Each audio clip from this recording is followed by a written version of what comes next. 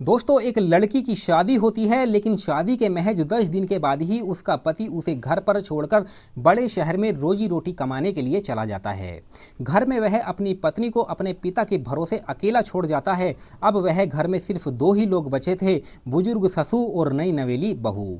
धीरे धीरे समय गुजरता है। इस लड़के की पत्नी अपने पति को बेहद ज़्यादा याद किया करती थी। उसका अकेलापन बिल्कुल भी नहीं कटता था और वह बार बार अपने पति को वापस आने के लिए कहा करती थी, लेकिन काम की मजबूरी की वजह से उसका पति चाहकर भी नहीं आ पाता था।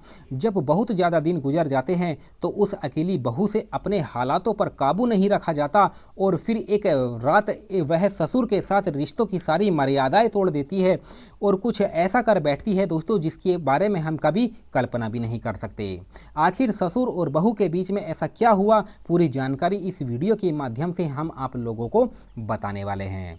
दोस्तों, आज की जो हमारी सच्ची कहानी है, यह बड़ी ही रोचक और इंटरेस्टिंग कहानी है। इस कहानी से आप लोगों को एक बहुत बड़ी सीख मिलने वाली है, इसीलिए इस कहानी में आप लोग अंत तक बने रहिएगा। और दोस्तों, ज़्यादा से ज़्यादा आप हमारे YouTube चैनल को भी सब्सक्राइब कीजिए, क्योंकि आपके एक सब्सक्राइब से मेरा हौसला बढ़ता है। तो चलिए दोस्तों, ज़्यादा देर ना करते हुए शुरू करते हैं और बताते हैं कि आखिर पूरी कहानी है क्या।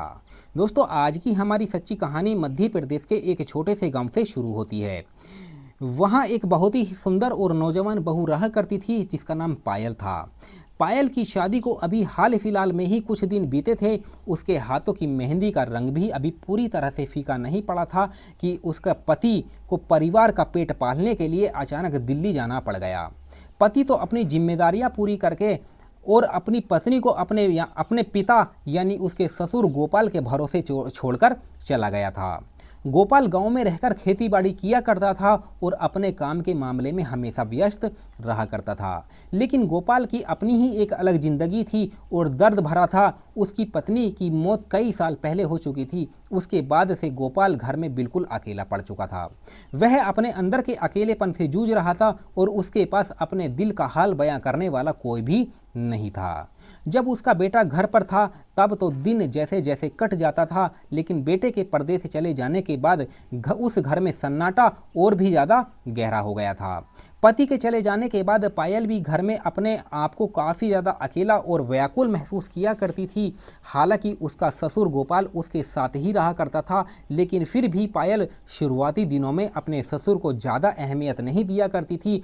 उसका यही मानना था उसके ससुर अब अपनी उम्र के उस पड़ाव पर है कि वह किसी काम के नहीं है। उसके बावजूद गोपाल अपनी बहू को बहुत मानता था, दुलारता था और उसे कभी किसी भी चीज़ की कमी होने नहीं देता था। बेटे के परदेश चले जाने के बाद वह अपनी बहू का पूरा ख्याल रखता था। जब भी वह शाम को बाजार से साग सब्जी लाने जाता तो पायल के लिए कुछ ना कुछ खाने के लिए अच्छी अच्छी चीज़ें जरूर लेकर आता था।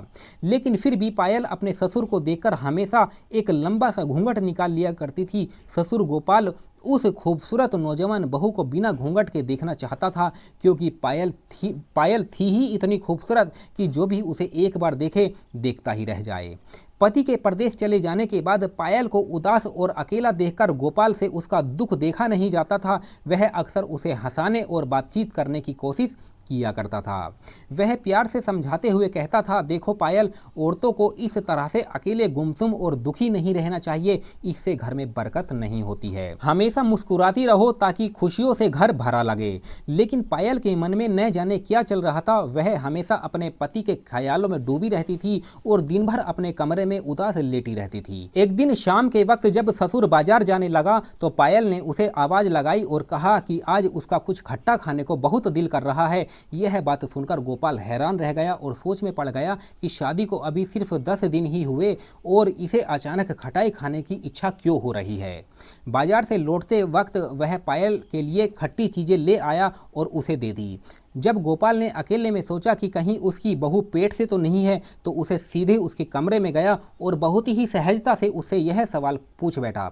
इस पर पायल ने थोड़ा झिझकते हुए कहा, पिताजी, आप इतनी उम्र के होकर भी ऐसी बातें क्यों कर रहे हो? मेरी शादी को अभी 1 महीना भी नहीं हुआ और पति तो शादी के 10 दिन के बाद ही बाहर चले गए, तो ऐसा कैसे मुमकिन है?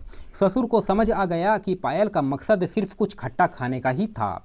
कमरे से निकलते वक्त उसने पीछे पीछे मुड़कर पायल से बहुत ही अपनेपन से कहा, देखो बहू, घर में सिर्फ हम दोनों ही रहते हैं, इसीलिए अगर कभी भी तुम्हें मेरी कोई मदद चाहिए तो बेझिझक कह दिया करना, क्योंकि तुम्हारा यूं ही उदास रहना मुझे देखा नहीं जाता है।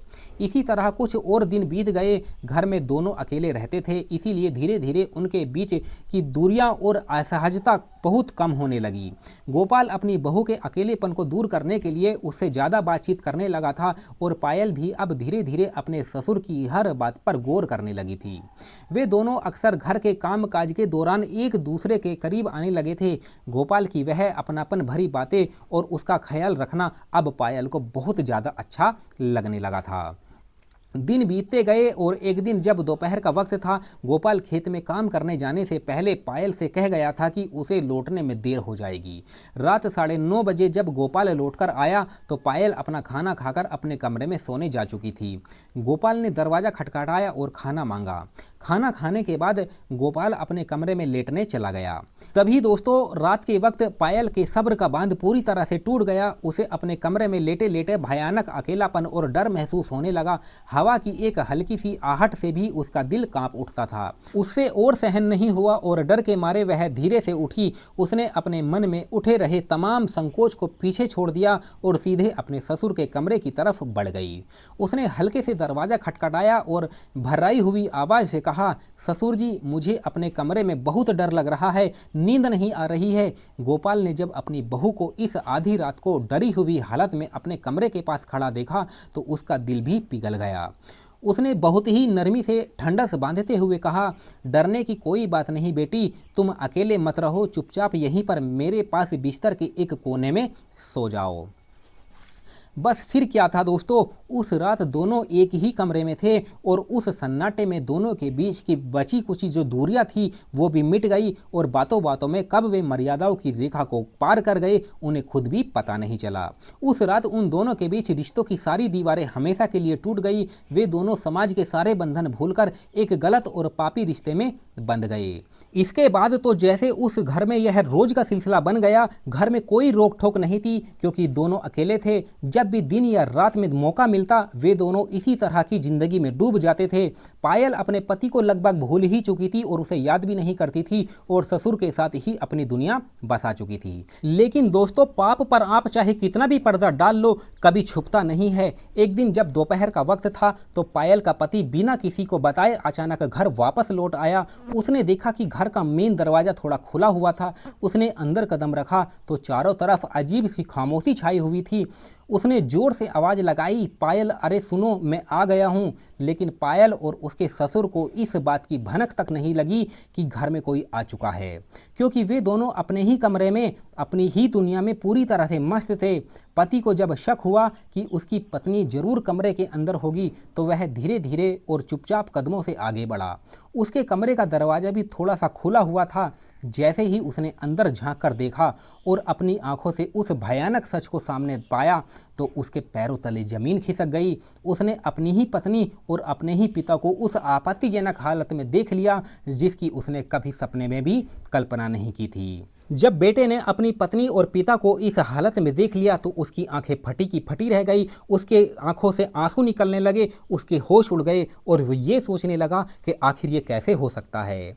वो आग बबूला हो जाता है, अपनी पत्नी और पिता पर भड़कने लगता है और पिता से कहने लगता है कि तुमने मेरी पत्नी के साथ जो ये सब किया है वो ये माफ़ी के काबिल नहीं है, मैं तुम्हें कभी माफ़ नहीं करूँगा। और वो अपनी पत्नी से ये भी कहता है कि मैं तुम्हें भी माफ़ नहीं करूँगा क्योंकि तुमने मर्यादाएँ तोड़ी है और मेरा इंतजार भी नहीं किया कि आखिर मैं आ रहा हूं और तुमने जो ये घटिया काम किया है इसकी सज़ा तो तुम्हें मिलेगी ही।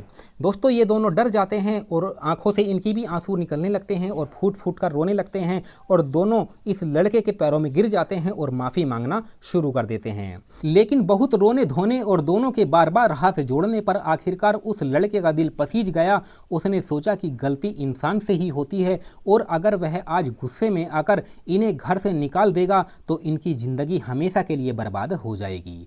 उसने सब कुछ सहते हुए उन दोनों को एक आखिरी मौका देने का फैसला किया। कुछ दिनों बाद पति पायल को अपने साथ दिल्ली ले गया और जहां वह एक छोटे से किराए के कमरे में रहकर उसे अपने साथ रखता था और आज वे अपने बच्चे के साथ अपनी ज़िंदगी जी रहे हैं। इधर बूढ़ा ससुर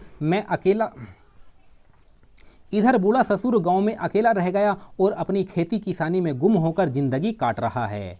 पायल ने उस दिन के बाद से कभी ऐसी गलती नहीं करने की हिम्मत की। पति का यह फैसला सही था या गलत यह वक्त ही जानता है, लेकिन उसने उस दिन एक मौका देकर एक परिवार को पूरी तरह से बिखरने से बचा लिया। दोस्तों, इस कहानी से हमें यह बहुत बड़ी सीख मिलती है कि इंसान से गलती होना स्वाभाविक है, लेकिन अपनों के भरोसे को तोड़ना और मर्यादाओं को लांघना सबसे बड़ा पाप है। जीवन में कभी भी अकेलापन या भटकाव में अगर ऐसा कदम नहीं उठाना चाहिए, क्योंकि एक गलत फैसला पल भर में जिंदगी भर का पछतावा दे जाता है। तो दोस्तों, इस कहानी को लेकर आपकी क्या राय है, आप हमें कमेंट बॉक्स में ज़रूर बताइए। अगर आपको यह कहानी पसंद आई तो वीडियो को लाइक ज़रूर करें और हमारे चैनल को सब्सक्राइब करें और हमें फॉलो करना बिल्कुल ना भूलें। तो चलिए दोस्तों, मिलते हैं फिर किसी और वीडियो में, तब तक धन्यवाद।